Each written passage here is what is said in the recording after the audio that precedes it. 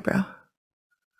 I hadn't even noticed until you pointed it out. Well, it's because I when I was Are you trying to be like the cool kids and shave a line in your Yeah. eyebrow? Yeah. I knew it. People probably think that, but no, what happened is this is a long time ago. I was taking a nap, and so I had the futon on the floor I was sleeping on, and then I had my alarm clock. I don't have words today. Ooh. This is going to be a rough podcast for you then if you don't have words. No words. Drink some more of your Two Chicks cocktail. Yeah, I will. So I was taking a nap, and the alarm went off, and it was up above my head on the radiator. The clock was. And so I grabbed that seems safe. Yeah. So I grabbed the cord because I'm too lazy to get my ass out of bed. So I grabbed the cord and I went like this to catch the clock because I knew that it was coming, so that's how it's going to turn gravity. it off. Yeah. And it conked right there. Blood everywhere. Oh, of course. Head wound. Oh, I mean, it looked like a scene from Psycho in that bedroom. Yeah. And like I was clawing my way over to get out and get into the bathroom and put something on it. It would not stop bleeding. And then after my roommate took me to the ER, and then when I got home, there's like a big bloody handprint on my door. God. It looked like somebody was murdered in that room. Yeah. Yeah, it was bad. So stitches, and the hair never grew back where the scar was. So I usually fill it in with the eyebrow pencil, but I am not doing anything fancy today. No, it's just me. Yeah. And our viewers. And they don't care. 5 people who watch our videos. And one of them is my mother. So yeah. And one of them is me because I have to check it, make sure everything is working. So we're almost halfway there. Yep. Yeah. Okay, well, they're just discovering us. It's fine. It's fine. Our cult is coming, Amy. I know. We gotta manifest. We gotta manifest. Right. Well, we do have 15 YouTube subscribers now. Kind of a big deal. I mean, that's up 3, I think, from last week or last week. So time is a construct, you guys. Time is a construct. That's right. Days, weeks, months, years. Who cares? Who cares? Okay, so I know that we've already been gabbing and we'll probably use some of this, but I guess we should start, huh? Yeah, probably should. Let me make sure that everything is going. Everything is going just fine. Yeah, I didn't have Audacity on, so no, it wasn't. There's that. we'll be using the Zoom recording or the audio for that portion if we keep it. Okay, it's on now. We're good to go. All right. Okay. Ready? Ready. Hello, friends, and welcome to the Activity Continues podcast. We are your hosts. I'm Megan. And I'm Amy. We discuss episodes of the Travel Channel's TV show, The Dead Files. And this week we're doing something a little bit differently. It's episode 20, so we're both going to talk about the same episode, the Special Investigation of Alcatraz, which is season 1, episode 8. Mm-hmm. Yeah, I was going to do this myself because it was my turn, but then I thought, well, for the season finale, we should just do it together. Yeah. So that's what we're doing. Because teamwork makes the dream work. That's right. And then next season, we'll just start fresh. Mm-hmm. We'll draw straws or something to see who goes first. Yep. So, content warnings, I didn't write any down, but I mean, it's prison shit, really. Yeah, so mobsters a little bit. I don't think there's anything. There's nothing. They do talk about homosexual rape. Yes. So it's not explicit. It's just not mentioned. Explicit. They do talk. It's topical. But if that's something that's triggering to you, probably skip this one. Yeah. See ya. Yeah. So one thing that Megan knows this, but for the rest of you, I found that Shit and Bricks podcast has a YouTube channel. I know. And so I was watching a last couple of their episodes, and they are just as adorable as they are funny. And you know what? Dom looks exactly the way I thought he would. Yeah. Kate doesn't, but it's not in a bad way. She is adorable. She looks exactly how I thought she would. She is so cute. Yeah. They're both just precious. I Yeah. love them. Mhm. I'm telling you, when we do our world tour, not if, because we're manifesting. Right. First stop is going to be Australia, and we're going to bunk with Dom and Kate. Oh, that'd be so much fun. They're going to protect us from all the 3 billion creatures in Australia that want to murder us. Right. We hope so anyway. Yeah. I've been wanting to go to Australia since I was little. Like, it was my dream when I was little. I really only want to go there to see the sharks because they've got like amazing great white sharks, and the Farallon Islands are, well, no, those are off of the Farallon Islands are off of California, but they have air jaws off of, never mind. Please cut this whole thing. Please cut this whole thing. Okay. That's so Australia is an awesome place. Yeah. So Australia, I would love to go because of the sharks. They do have the Great Barrier Reef, and I think it would just be amazing. But there's so many things that can kill you. There's animals like stonefish. Stonefish. They just lay on the bottom of the coral reef. They look like stone, and if you step on them, you are gone. Wow. Yeah. I didn't know about that. Yeah. See, this is what happens when you grow up with National Geographic Channel and Discovery. Well, I don't think I was be in the ocean anyway, but maybe I'd walk around a little bit. But I mean, you go to the ocean to escape the spiders and snakes, and then you get stonefish and sharks. I mean, really, everything starts with an S: spiders, snakes, sharks, stonefish. Look at that. Did we just discover something? Oh my goodness. No, we did not. We're just creating just anomalies and anxieties in our brains. Right. Now that we're good at that. Oh my God. If it was a superpower, we would be like the best. Mm-hmm. Mm-hmm. So before I forget, Megan, we are in the same home. We're at my house. Yeah. Megan is out in our bar area and I am back in my office where I always am. And on the way over, Megan stopped and got this. It was really like just a roller coaster of a shitstorm, because I originally was going to go to MGM Liquor to get Rebel. And so I called Amy and I'm like, I'm going to MGM. Do you want Rebel? And she's like, yeah, if they have it. And then I got off the phone and I'm like, wait a second. It's not MGM that has Rebel. It's Total Wine, but there wasn't a Total Wine close. I didn't even end up at the MGM. I ended up at some place called Liquor Barrel. I don't know. So Liquor Barrel's good. They have a lot. They don't have Rebel. They don't have Rebel. And I asked the girl and I was like, do you have Rebel? She goes, I don't know. And then she didn't even like get up off of her chair and I'm like, Lord. Okay. I texted them or sent them an email or something and told them that they should, or asked them if they would carry Rebel. And they're like, no, we don't, but you could special order it. I'm like, that's the one that'll really special. Yeah. I don't really want to pay extra for it. I'll just go to my Total Wine. Yeah. There's one at Ridgedale, but yeah. Anyway. So she got this stuff instead because so Amy good. P, patron Amy, recommended it. And it is 2 chicks. Yep. And it is a sparkling lemon strawberry kiss is the name of it. So fun. And it is vodka, lemon, strawberry, and basil cocktail. Yep. And Amy P recommended the brand. She said the elderberry is her favorite. Oh, elderberry. But I just saw the strawberry lemon and I'm like, that just sounds so summery. It's a really cute. If you look in the video, you can see it's a really cute can and really cute artwork. It's 5% alcohol by volume, 12-ounce can. It says vodka with natural flavors and carbonation. It's nice, refreshing, summery. This would be a really good one to drink at like a barbecue or like a pool party, or at a park. Lots of P's. The alliteration is just on point. The title is going to have to be like 3 things that all begin with the same letter. Yeah, it has to. I mean, we'll figure it out. Yeah, we'll do it. We'll manifest it. I am okay. New game. Every time I say the word manifest, you take a drink because for some reason it's on the mind today. On my mind. Manifestations and I can't think of anything. Manifestations, Manny. Well, you know what? We'll ruminate on it. We'll workshop it.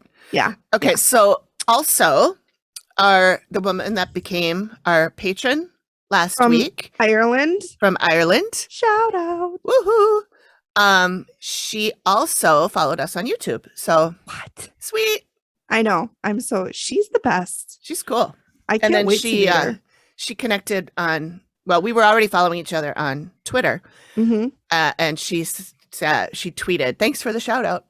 Oh, stop it. Yeah. Yeah. Thank you for Yeah, your thank follow. you. You're the best. And your Her name's Patreon support. Eilish. Her name's Eilish. Okay. Anyway, so our promo partner this week is Murder Road Trip. And they are a podcast that it's two people. I believe they are brother and sister. Maybe they're married. I don't remember. There's so many. There are two people, and I can't keep straight if they're related. I can barely keep ours straight. I know, it's right? Our own. Yeah. Pretty sure we're not related or married to each other, but not that I remember. But you know what? We've had some crazy parties in the house, so who knows what's going down? Right. Anyway, Murder Road Trip is the idea is that they pick I think they're going alphabetically in all the states of the US. So like Alabama and they do stories from Alaska, that state. Arizona, Arkansas. Yeah. I wonder what Minnesota's going to be. I know.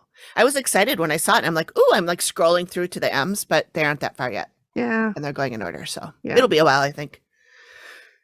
But it'll be interesting to see what crime we have. I know.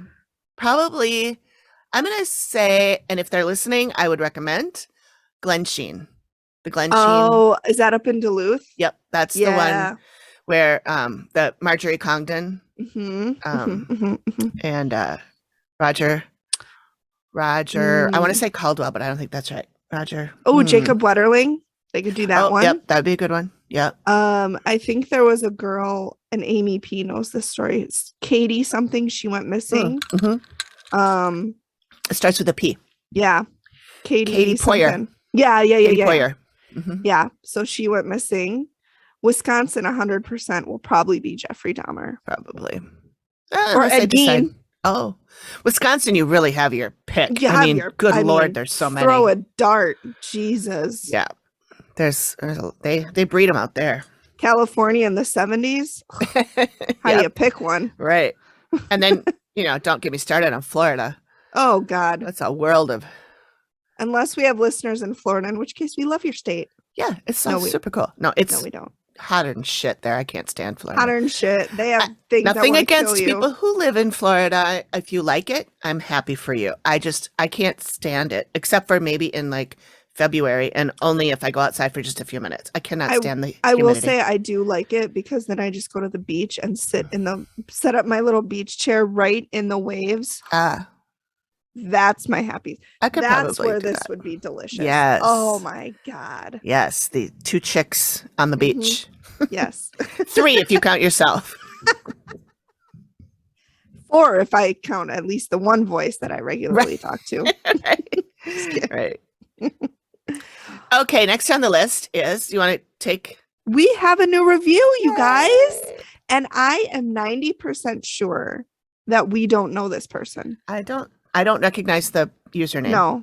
So the username is QAMACM. I don't know if there's a way to say that phonetically. I don't. Quamasum? Yeah. I don't know. I'm so sorry if this is you and we're butchering it. We don't mean to. This is just how we are.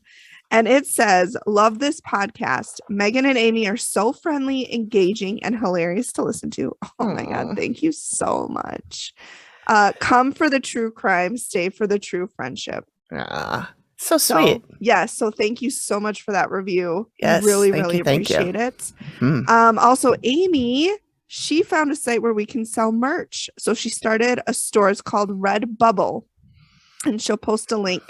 In the show notes, you can get t-shirts, stickers, I believe notebooks as well. Notebooks, and magnets. Who doesn't need a mugs, notebook? Baseball caps. I mean, tons and tons of stuff. The list is endless. Yeah. It does end, but there's a lot on it before it ends. And there are 2 different designs. So we have the design that's on our t-shirts, which we're both wearing today. Oh my God. And they are so comfy, you guys. It is. Yeah, these are really comfy. These are from Canva, though. The other ones, I don't know. But although if you buy a t-shirt from what's the other one? Not Redbubble, but Bonfire, which I'll also put the links in.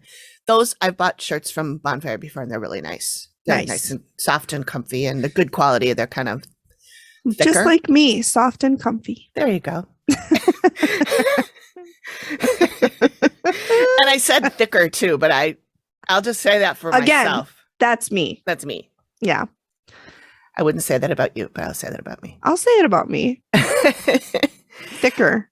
Thicker. She thick. She thick. So also, just a reminder, if you are, every once in a while I get messages on social media asking me, oh, you mentioned that podcast. How do I find it? Or something like that, which is perfectly fine. Reach out to me all you want. I love answering questions. I love talking with you guys. So feel free to do that. However, if you're too shy to do that or for whatever reason, remember everything we talk about, unless I forget something, everything we talk about is in the show notes. And you're going to find that like on your podcast. If you're listening on your phone, it's usually under description or depending on what app you use.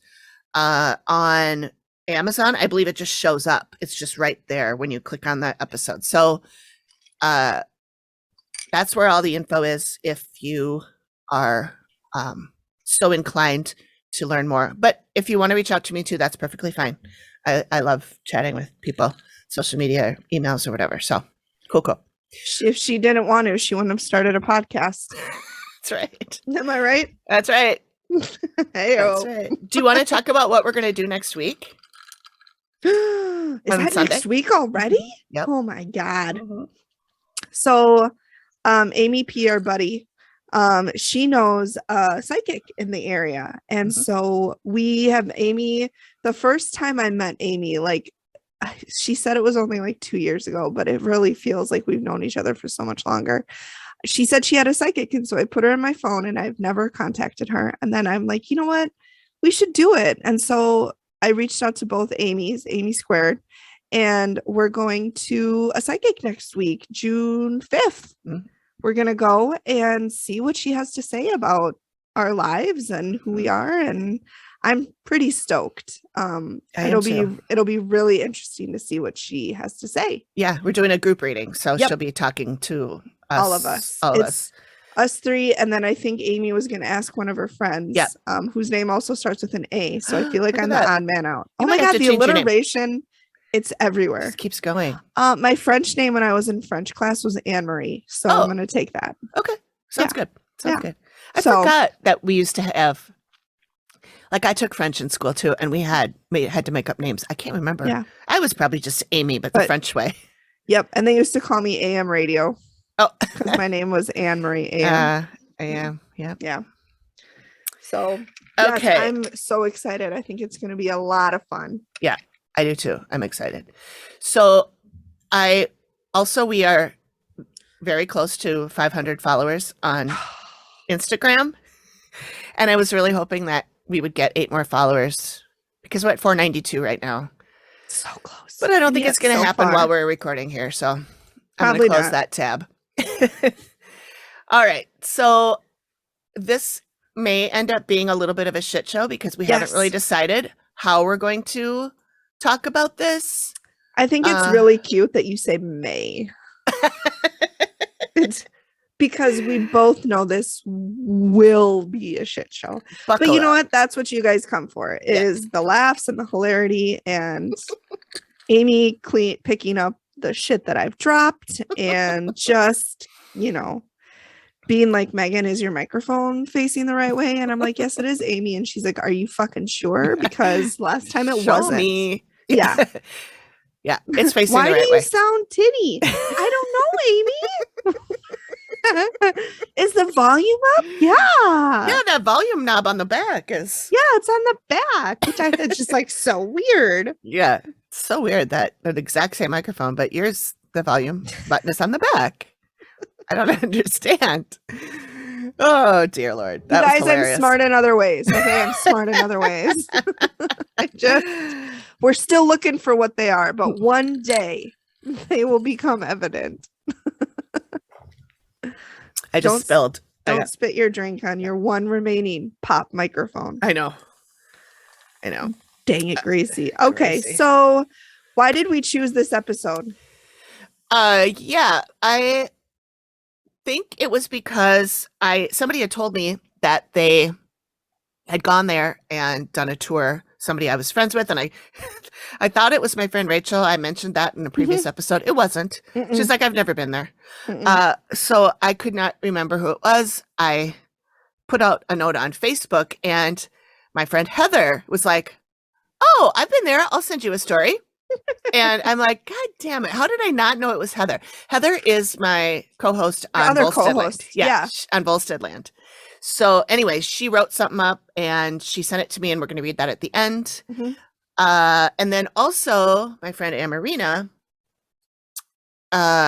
she visited as well. She sent me a bunch of pictures. So I'm going to check with her and see if she'll let us post them, Mhm. use them, whatever. She probably will. Yeah, she probably will. She's super cool. Yeah, super So, open. Yeah. So that is why. And then as like 2 days after we were talking about doing that, on our little calendar, Mhm. it was the Alcatraz. So that was Yep. May 9th, Monday, May 9th. Yep. The whatever story of the day was about Alcatraz. And had Megan's like, I think that's a sign. I think we have to do is. that. Yeah. So Yeah. So that's why. Perfect. Okay, so the location, of course, is Alcatraz Island, which is in San Mhm. Francisco, California, USA. You And the client is Bob Davis. And I think it's interesting that they used his last Mhm. name because they never do. They never use the person's last name, but they did this time. Yeah. And so 38 years ago, he visited, and I believe it was with this school. No, I think it was his parents. He said it was with his family because when he was coming out of the cell, he said he didn't mention it to his family or anybody what happened to him. And I think Steve is like, this is the most famous prison in the world. And I'm like, in the world, Steve, like in the world, I don't know if it's famous, but like famous.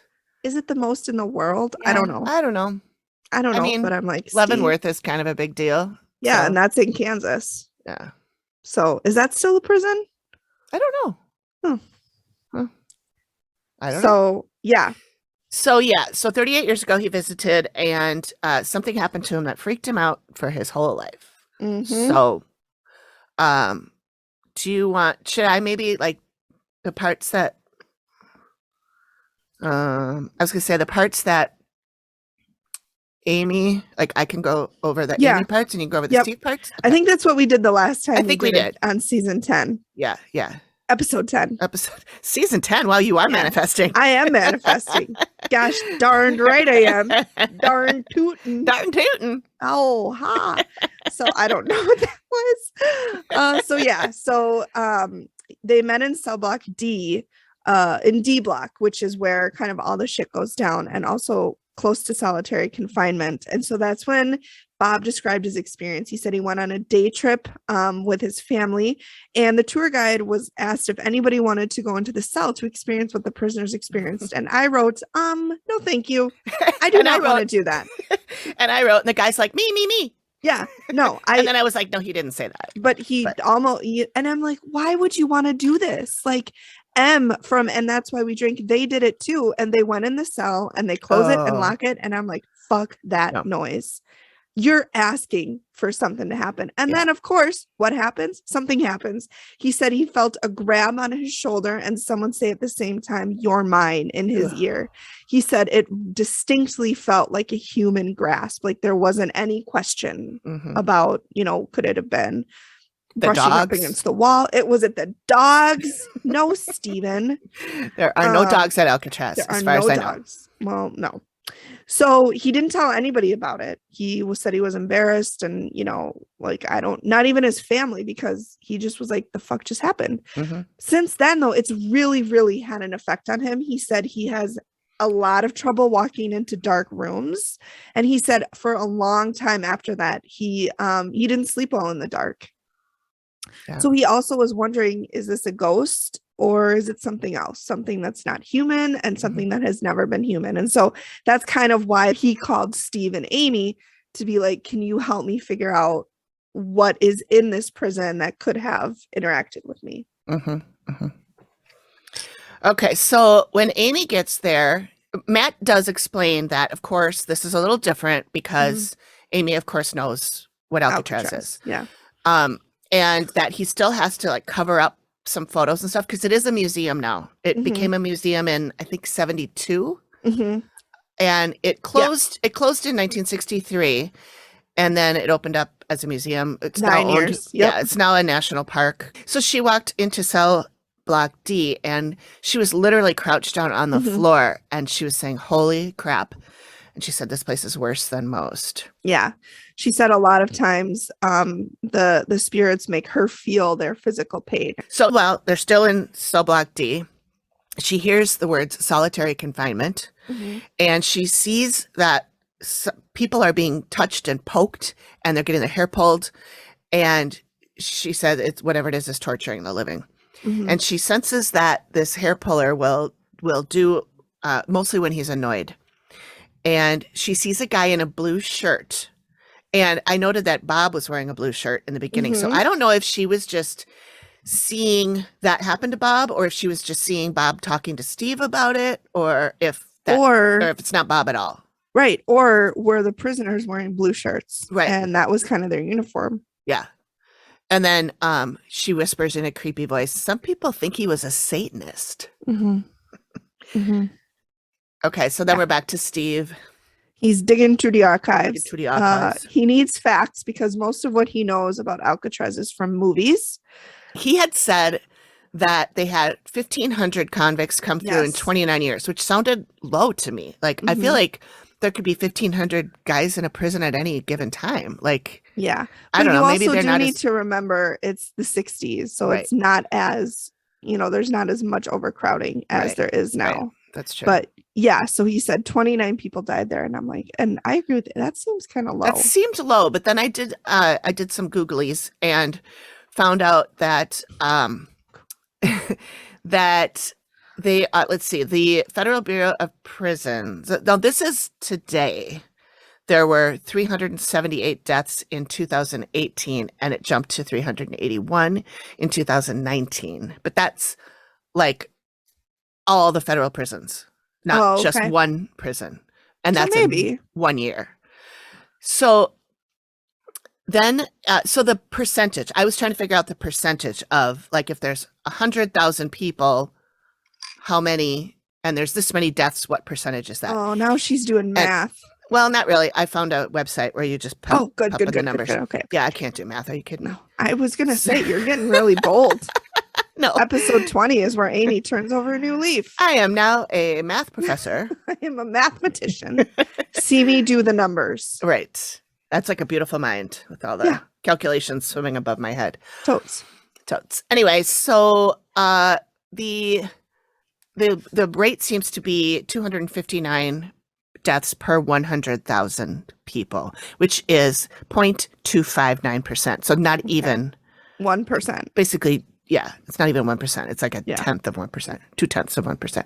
Math. So 29 out of 1,500 is actually pretty high. It's almost 2%. It's 1.9. Yeah. So I guess it is high in comparison to the rest. Most prisons. Yeah. So then we go and we talk to Sam, who does not know Bob, really has no connection to this story other than he also did a tour, and he was with the school. He was with the other kids. Okay. So it was in the D block. So it was in the same area. Again, completely different times. He got pushed on his shoulder, and he kind of reached over and poked Steve in his shoulder to kind of, symbolize what happened to him. And there was nobody behind him that could have poked him. He said he was up against a wall. And he said at the same time that he felt the poke, he heard somebody say, got a light. So then we kind of cut away from that. And then Steve goes in to the cell, and he's like locking the door. And I say, because why wouldn't Steve do that? It's such a Steve thing to do. Just, is this the area where everything happens? Let me go in there. Steve, you're so brave. I know. Well, And he then- doesn't see anything. No, So, or feel it. He's you like know, a he's- total no. Like Yeah. nothing happens to him. nothing scares him because nothing's going to happen to him. Yeah. Or if it does happen, he doesn't know about it because he can't feel it. So then he's like, these two men who have never met, they have almost identical stories. So this is really like kind of starting to click in his brain, like, okay, there is something here, which like everybody who's anybody knows that there's shit that goes on at Alcatraz. Like it was such a terrible place. Like, of course, there's going to be leftover stuff. And I just want to note that I really liked the idea of a ghost smoking a cigarette because he asked the guy for a light. And I just like the idea of a ghost smoking a cigarette. But like I put in my notes, not like a apparition like a person, but like something with a white sheet and the eye holes cut in it, smoking a cigarette. That's what I If pictured. I ever haunt, I'm going to do at least one day as that. Yeah. You know what? I wonder, do you think you can change how other people perceive you as a ghost? Well, yeah, I think so. You know, like how Amy talks about how some ghosts, you know, give themselves red hair because they wanted red hair. Yeah. I wonder if you can change that. Like today I want to be blonde. Tomorrow I'm going to be red hair. I'm sure. Interesting. Yeah. The things we think about in this podcast. I know. Okay. So Amy now sees this poker guy again. And she said it takes quite a bit of energy for him to be able to poke someone. And he used to set fires. He was an arsonist and was rumored to be a devil worshiper. Matt asks, who is telling her all this? She points behind her and says, Stan. In such a creepy voice, too. And she's just like this dead face, like, Stan. Oh, my God. Amy. She was creepy in this one. She was so creepy in this episode. She was so like disjointed, and her thoughts weren't, and her voice got weird, and she was talking in some weird accent and stuff. It was bizarre. Yeah. That's later on, but it was weird. She was creeping me out. Yeah. I can't imagine Matt being right there, like having to watch his wife at the time, like completely. Yeah. Anyways, so she says she's not going to push this guy anymore because he doesn't want to talk anymore. Which respectful. Way to be respectful, Amy. I know. Somebody else could take a page out of her notebook. Consent it matters no matter what form you're in. Exactly. So she explains that the man called Stan is guiding her through the prison, and he's talking about the inmates who are there but who don't want to talk to her. And I just noted that I love that she has a tour guide, and I love even more who it turns out to be. Yeah, me too. Me too. Yeah. Okay, so we're back to Steve. Yep. So now we go to Christine, and she's an Alcatraz historian, and I loved her. She is probably my favorite, like, expert that they've ever interviewed in all the episodes that we watched. I love her voice. I just liked her demeanor. She was very confident without being like, look at me. I just loved her so much.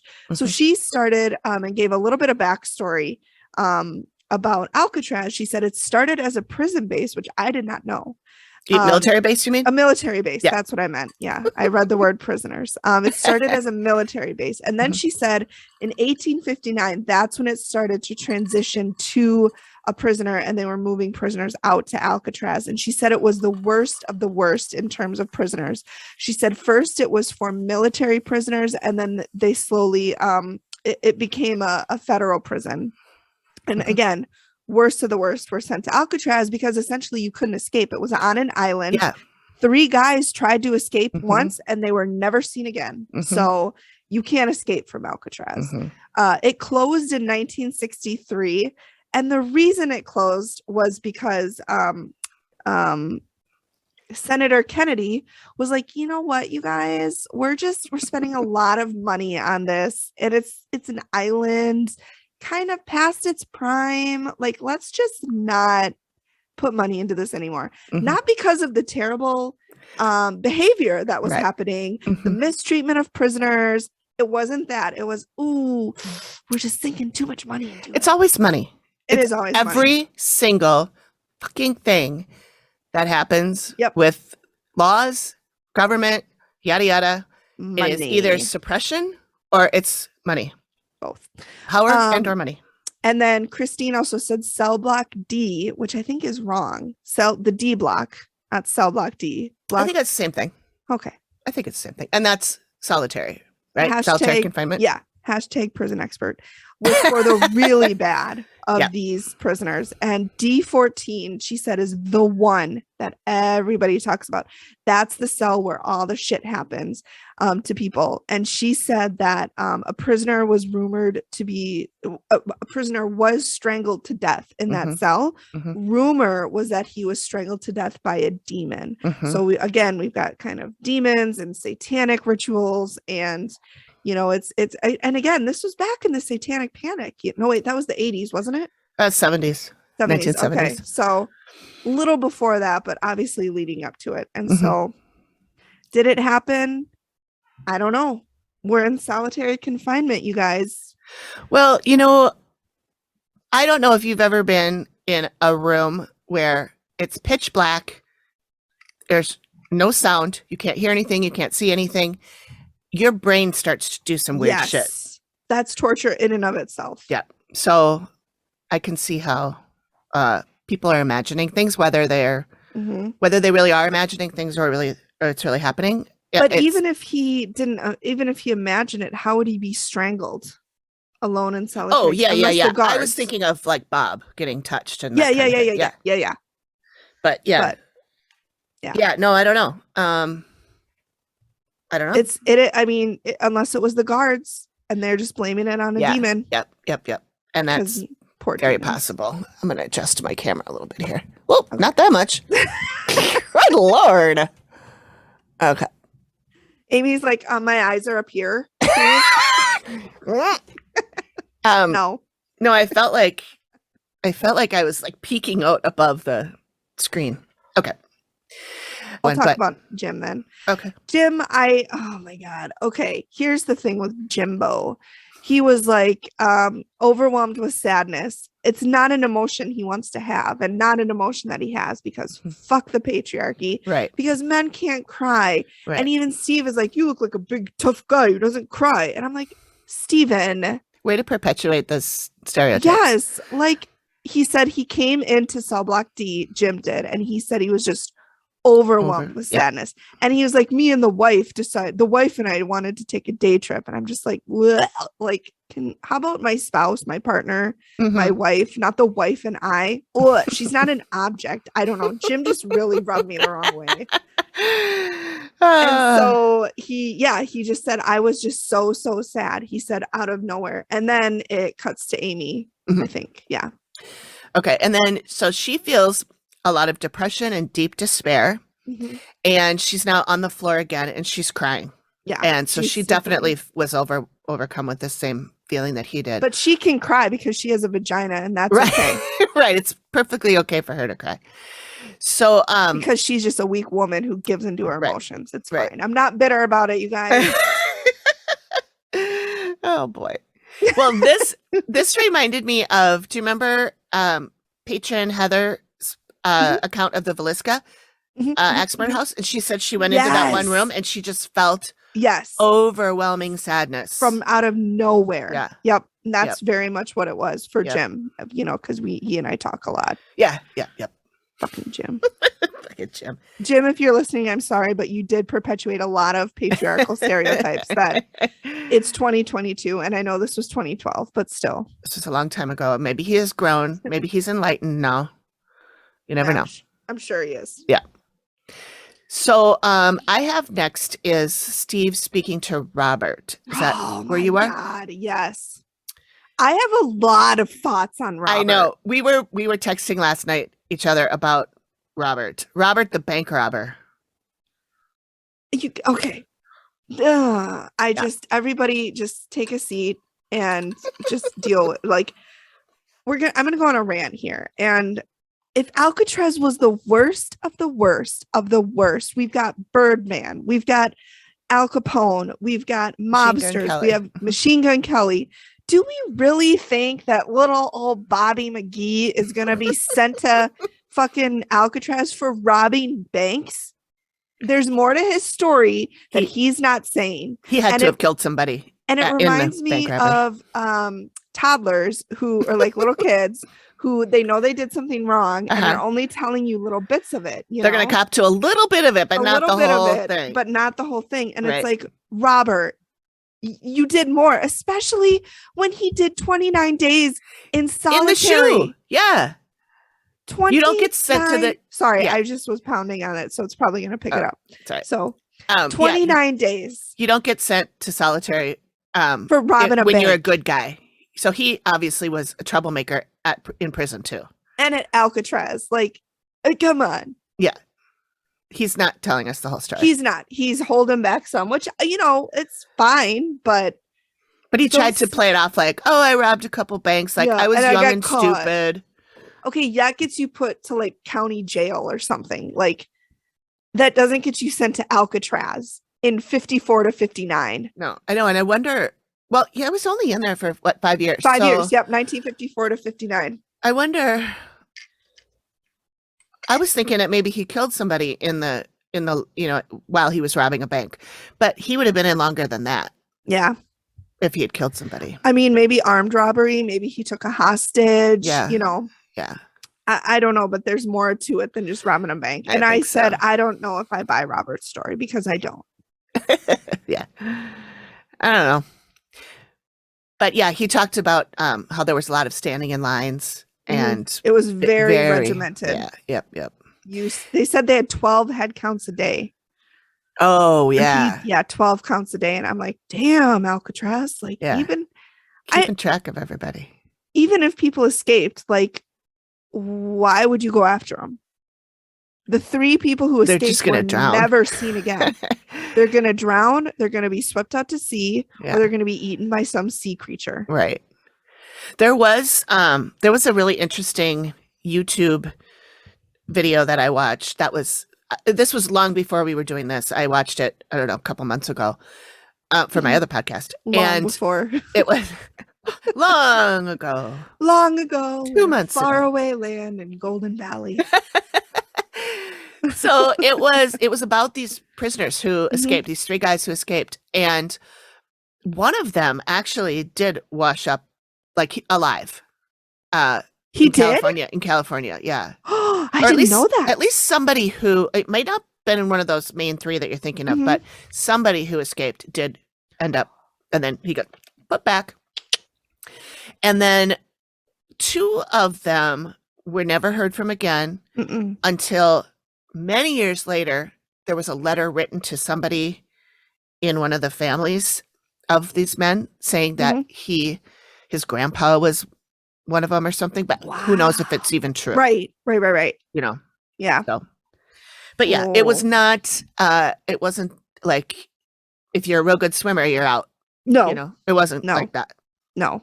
I mean, this is the Pacific Ocean. I mean, you got undercurrents and there's a lot of predators. There's sharks. And like I said, the Farallon Islands, huge seal population. Huge seal population means huge shark population. Yep. Oh, and San Francisco has a lot of seals. Yeah, a lot of seals. I actually think the Farallon Islands are off the coast of San Francisco. Oh, that could be. Yeah, I don't know those islands, but they're just very popular during Shark Week. They do a lot of footage there. Oh, your favorite thing. I know. I do like Shark Week. I don't know. I once did not. Yes, they're off the coast of San Francisco. Okay. Yep. So, I once, quick sidebar, before I got with my husband, I, was in the dating pool and this one guy asked me out. And so we were chatting and I asked him how old he was and he was like 26. And I'm like, sorry, I can't go out with you. You're not even as old as Shark Week. So I date him. He was so young though. I mean, I'm like, that's a big age gap. At that young it is, 4 or 5 years when you're older isn't such a big deal. But when you're young, now, it's a lot. 30 and 35, it's not that different. But 30 and 25, when the boy is younger, no, thank you. Swipe left. I hear that. Yep. Anyway, so then Amy says she sees a lot of men marching and they're pushing people down the stairs. She's standing at the base of a spiral staircase. She's got her hand on the railing and she says they're pushing people down, and Matt asks, down what? And she snaps back, the stairs. The stairs. I know. I saw that. Like, dumb shit. What do you think, Matthew? the water slide. I know. She even here, she was like pushing Yep. people. She was just almost like in a trance. Like She probably was. She probably was. It Yeah. was really intense. Well, Like, and then a lot of her words were, very, very stuttered almost. Like, you are just screwed if the guards are upset with you. Your life is hell. And so I just thought it was really interesting. Mm-hmm. Yep. And then I noted that after she snapped at Matt, she stuck her lower lip out like a little kid when they're about to have a tantrum. And then she started walking up the stairs. And they didn't like go back and talk to her or anything. I don't know what she was pouting about, but anyway, I thought it was cute. Yeah. And then she also talked about how the guards were worse than the inmates, is what the prisoners were telling Amy. And I'm like, okay, that's probably true, but also the guards are telling you that they're bad. Like, I mean, the prisoners are telling you, like, nah. But I'm not, again, saying that they're not, because we obviously know they were. And she said the guards did bad things, nasty things to the inmates. Where she said they did something to their food to make it so they couldn't eat and made their food bad. And this is where it really sounded to me like she was channeling somebody. Because she said, like, her voice didn't sound like her. Yeah. And she had this weird accent and weird cadence to the way she was talking. And she was like, almost had like a Brooklyn accent or something. Yeah. So I don't know. All of them. Because she said that, and she was like, not all the people, but it was very, it was weird. I'll pop that in as a sound clip because it's definitely interesting. She was. And again, keep in mind, this is season 1. So maybe she hasn't, finessed her skills to where she can listen to what they're saying and then export it in her own words. Yes. Or like you said, she could be in some kind of a trance and it just funnels through that way. I don't know. Yeah.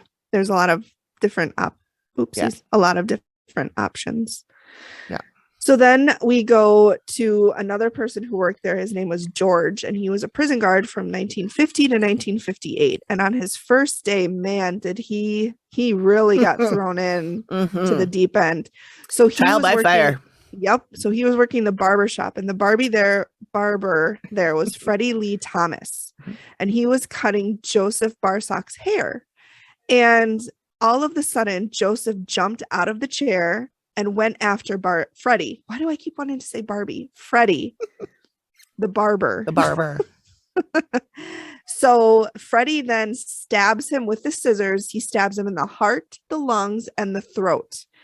And then Steve was like, did he die? And he died within 20 minutes. And then they showed a picture of him dead. Dead laying there. Really, you guys? I just thought it was like, can we get a warning maybe next time? And they were both African-American men. And then I thought it was interesting when George talks about how after Freddie killed Joseph, he leaned down, kissed him on the cheek, and he said, I love you. And it turns out that we think that Freddie and Joseph were lovers. So I don't know what led to Joseph jumping out of the chair. Maybe, Freddie tried to end it, or Freddie was, somebody else was showing interest in Freddie, or Freddie was showing interest in somebody else. I mean, we don't know the backstory. We just know what George tells us. And there's, they were lovers, and Freddie killed him. And then Amy is in the barbershop. She goes in the barbershop too. And she says she sees a rapist and 2 men are fighting. One was stabbed and killed. And she sees an old red comb. And she feels a physical pain in her head and her chest and in her armpit, which makes her whole arm hurt. And she says that one guy said, Joey said, ... whatever. And Matt asks which one is Joey. And she said the one who died. And she said she's getting homosexuality. And remember, Joseph is the name of the man who was murdered. And also Freddie Lee Thomas. We have another murderer with the middle name Lee. So I'm just going to say, if you have children, don't give them the middle name Lee. Unless you want them to be Henry a murderer. Lee. What was it? Henry Lee Lucas. And there was a guy in the Liska one too. That was also a Henry, I think. Henry Lee. It was the Reverend. No, there was. I don't remember. I don't think the Reverend's middle name was like Jacqueline or something like that. But there was another. There was a serial killer who was active at the time, an axe murder serial killer that was active at the time. Monroe. I want to say it was Oh, yeah. Monroe. Yeah. Yeah, you're right. It was Reverend George Jackman Kelly. God, you're good. I just thought it was a weird middle name for a man. Yeah. So. And Okay. then also I have Amy saying there's craziness going on here. Yeah. And I said, no shit, Amy, you're in a prison. Like, Yep. There's going to be craziness. Yep. I think the only part. Okay, so now I have next to my notes anyway that it was Steve finds a guy named Patrick who was a I've got guard. him. Okay. Yep. So he transported the prisoners to the island on the ferry. And so he said it would scare the hell out of them when they were coming and they saw the island, and sometimes it was shrouded in fog. And I was like, I don't think that's what scared the hell out of them so much is that they were going to a prison on an island with no chance of escape. And I'm sure the rumors and everything that they'd hyped up Alcatraz to be this really terrible place, and it was. So one man that he talked about he had a run-in with was the Birdman, aka Robert Stroud. And so they said that when he would go to take a bath, they would have to lock up all of the other inmates because Birdman would try to rape them. Yeah. And they talk about how he killed a lot of people at other prisons. He talked about one in Alaska. He killed one person in McNeil Island, an officer in Leavenworth. And so he was just really, really bad news. Like he was in Alcatraz because he was the worst of the worst. I noted that Steve talked about how the only thing he knew about Birdman was the film, the Birdman of Alcatraz. And he said they portrayed him as some sort of like a kooky old man who liked birds, but he was really sick, way worse than they had portrayed that. And Patrick goes, quote, he was a very aggressive convict. Yeah. Okay. Yep. So story tracks. So Amy then the rapist that she mentioned earlier, that is Birdman. I think it ends up to be, but she said she said he acts like an animal. She called him the monkey guy or monkey man because he acts like an animal, like literally like an animal. And just acts super crazy. Yeah. And then she starts talking about do you want to talk about Kristen talking about Al Capone? Yeah. So then we go and we go back to Kristen, and she's talking about how Al Capone was there. And she said normally when he went to prison, he was able to buy off the guards, and he lived a very cushy lifestyle when he was in prison. You know, he had nice sheets, a nice cell, all the comforts that he normally would have, and he couldn't do that here. And so this was a very rough time for him. And so Steve goes and puts on white gloves. And I was like, oh, that's really neat. Like he's looking through stuff that's so old, he has to put white gloves on. And so, he spent all of his time in cell block D in solitary confinement. So that I'm sure that did just a great number on his already hanging by a thread sanity. Yeah. Yep. So Amy then is talking about her tour guide, Stan. And she was saying that like the bed that was in the cell, she goes, it wasn't like this, that it was like there were springs sticking out and the mattress was really little. What they have in the museum is much nicer than what the actual conditions were. Yeah. But she says about Stan, she says, oh, he looks nice. He's got a nice suit. He's got a hat on. He's got his hair done. Nice shoes. She said he was very put together. Yep. And she said, it might seem strange that an inmate is wearing a suit. And this is like a voiceover that she did later. But that's how he wants to represent himself. She describes him as stocky. And though he says to her, it's not all fat, which I thought was funny. Same, Stan. Same. We call it fluff. Yeah. She says he did a lot. Matt asks, of what? And she says, robbing people, gambling, whatever, wherever there was money. Yeah. and he calls it money collecting because he believes it was owed to him. He doesn't think he did anything wrong, which is how all those mobsters, they always can find a way to make it like they're the ones, they're the victim. That are, yep. Matt asks if he died here, and she says no. And then he says, well, why is he here? And she said he doesn't know, but he does keep saying, well, I'm in hell. This is my hell. And then that was the end of her walk. Yep. So then we go to the sketch. And she says she's going to sketch Stan and the monkey man. And I noted that either they were sitting in a cell when they did this, or the camera was behind the cell doors. I know. And they were like in the hall. So weird. It was weird. Yeah. Like, I know we're trying to emphasize we're in the prison, but don't have the fucking sketch artist sitting in a cell. Yeah. It was that poor. And they both had, like, she had gloves on and a winter coat. And I'm like, you guys, you're in San Francisco. How cold can it be? It does get cold at night. It gets pretty damn cold at night. Gloves and a fucking, and then the sketch artist has a puffy vest on, and I'm like, you guys. It's not Minnesota. Guy, calm yourself down. Oh boy. Okay. This one was so dramatic. Yes. We were texting each other about it last night. We're like, oh my God, this is really something. It was just, they really, really, really, really, really played the dramaticness of Alcatraz. Yep. And I'm glad they only did it with this episode, because honestly, if they had kept doing, I don't think I could have watched the show. Yeah. It was a strangely dramatic, edited or whatever. Yes. Yeah. Directed, whatever you want to call it. Yeah. So at the reveal, it's just Bob and Amy and Steve.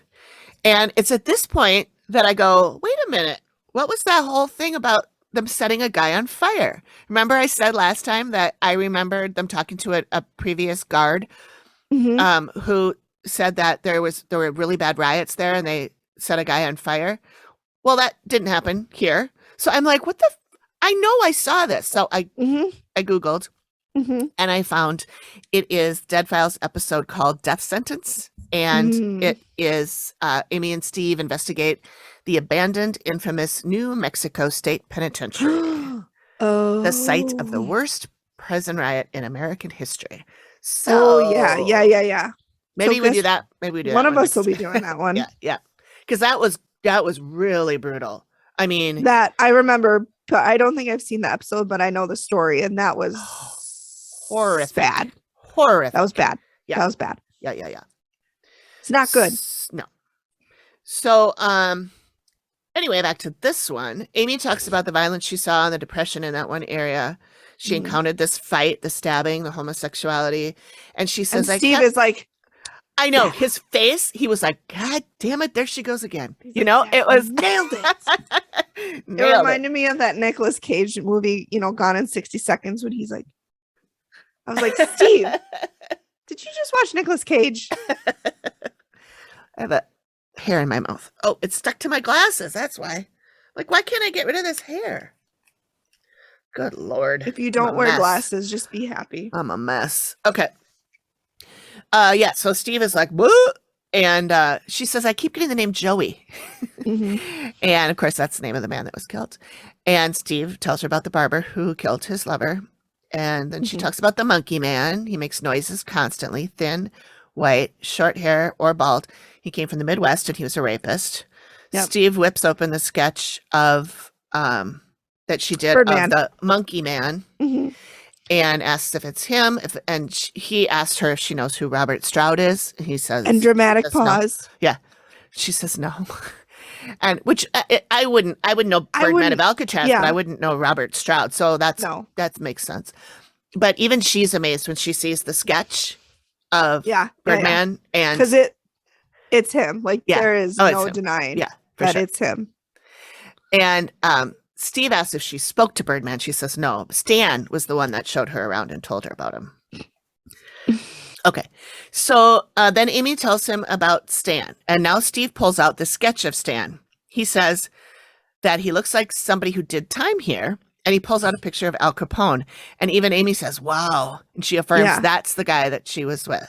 It was you guys, it was Al Capone. Like It was it 100%. 1,000% Yep. Al Capone. And which, then, yeah. Amy, read the next. Yeah. He says, he asked her if she had heard of Al Capone, and she says she'd heard of him, but she didn't know what he looked like or that he served time there. Okay, what? Go. And I'm We're like, stopping right here because no, Amy, come, Amy. We know you're amazing. We're not questioning your gifts. We're questioning you had to have known what Everybody he knows looks like. what Al Capone looks like. Shape. I mean, even if you don't know, you had to have seen a picture of him. Like, he is one of the most infamous mobsters to have ever lived. Right. Got syphilis, went batshit crazy, and died. Like, come on. Sorry, I hit that again. I'm sorry. I didn't hear it, but I probably will. You will. I'm sorry. That's what it is. That's okay. Amy, come on. Yeah. We love you, girl. We love you. You know, we love you. Yeah. But it's okay to say that you knew who Al Capone was. Yeah. Yeah. And also, I will say that photo of Al Capone looks like the sketch artist could have been looking at that photo when they drew it. Right. So I don't know. And I'm not saying that.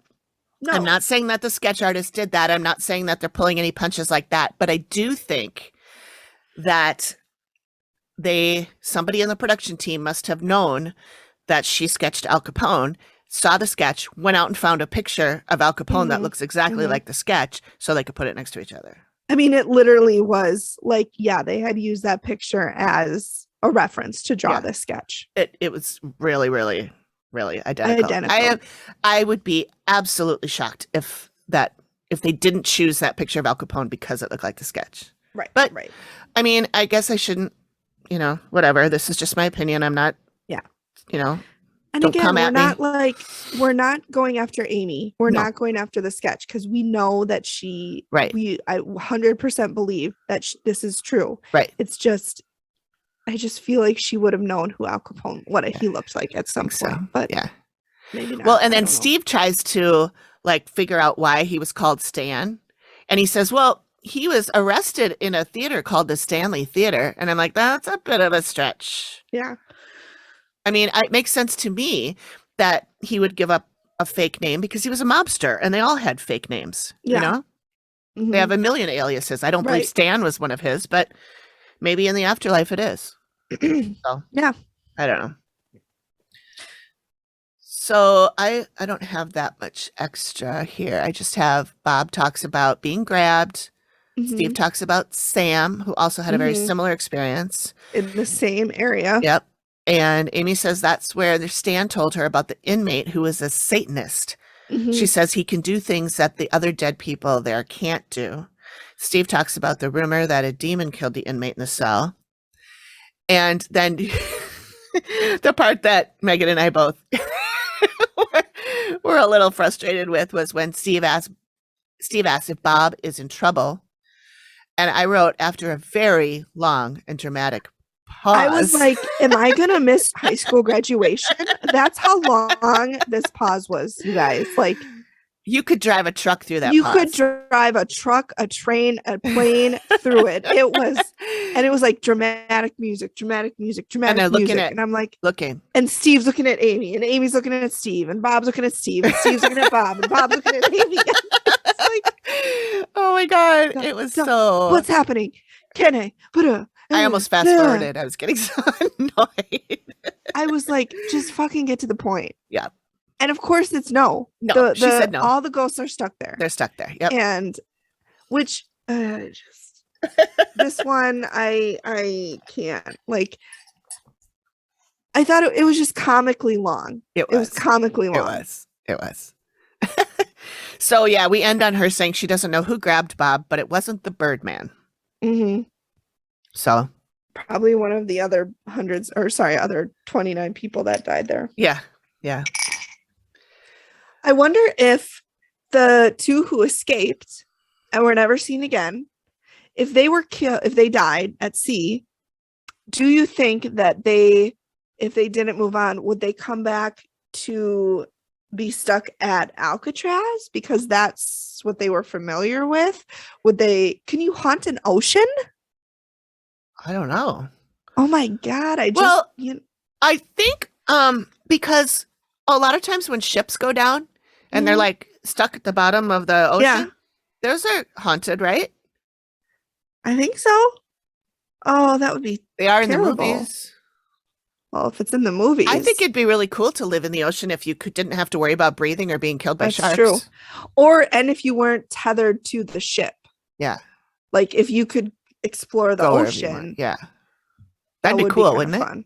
Oh my God, you could see all of the creatures that we haven't discovered. We've explored more of the moon than we have of the ocean. Really? Yes. And we the know ocean's more right about here. the moon than we do the ocean. Wow. Yeah.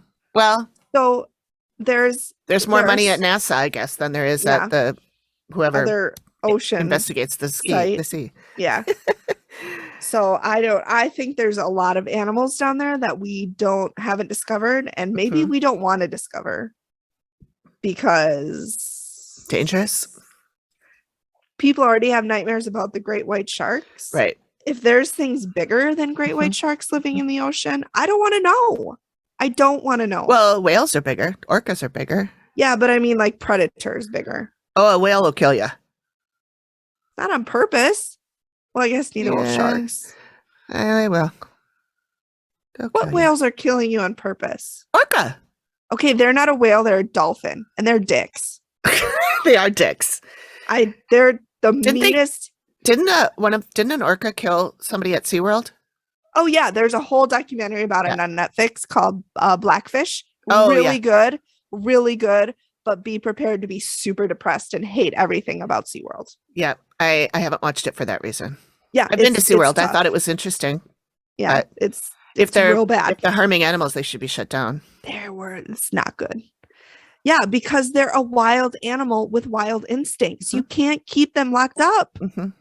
That's why people fucking Joe Exotic. You can't have tigers as a pet. They're a tiger. That tool. They're big cats and they purr, but they're a goddamn tiger. Yeah.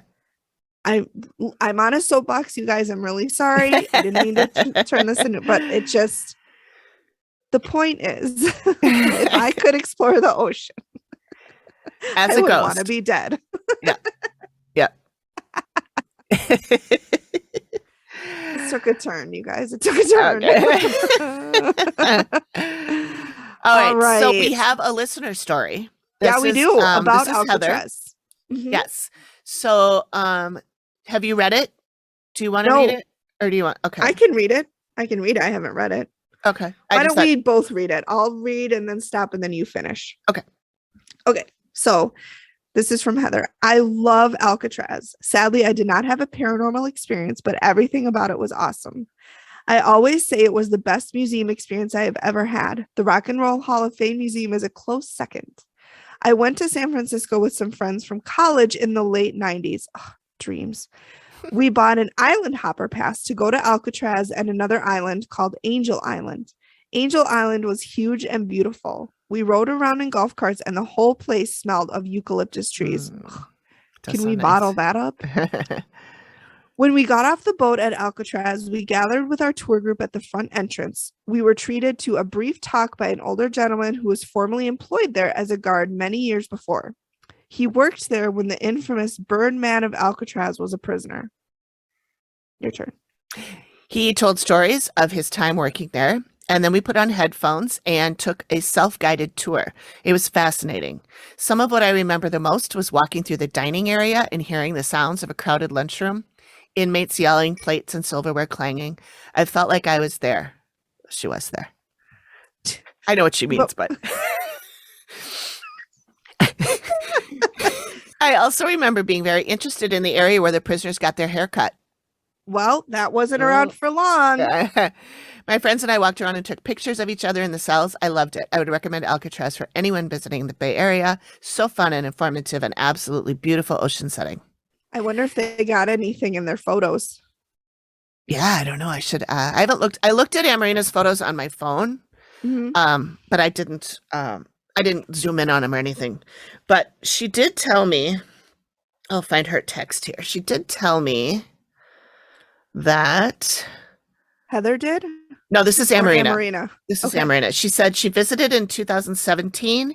She did the audio tour and also did a tour with the Park Service, who did a presentation on prison labor.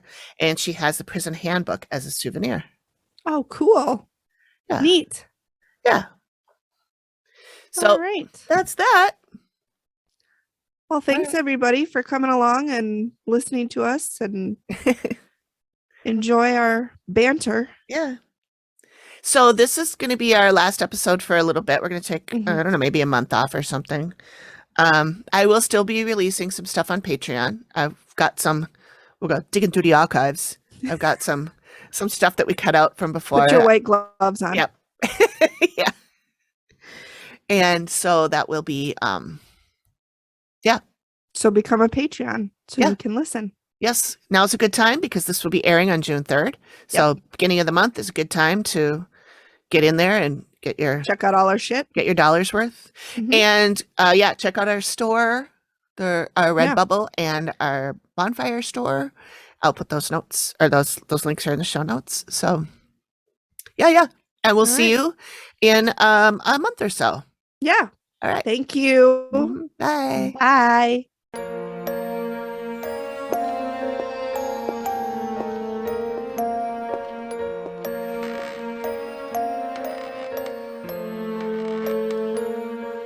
Thank you for listening to the Activity Continues podcast. We really appreciate you giving us your ears for a bit. Please reach out if you have a suggestion for which episode of the Dead Files we should cover next, or if you have a spooky story you'd like us to share on the show. We can be reached at theactivitycontinues@gmail.com or through our website or any of our socials. Links are all in the description of the show. Please feel free to drop us a note and say hi. And join us next time when the activity continues. The Activity Continues is produced by me, Amy, at Collected Sounds Media and is part of the independent Collected Sounds podcast network. We are also proud members of the Boo Pod network of super cool podcasts. Nailed it.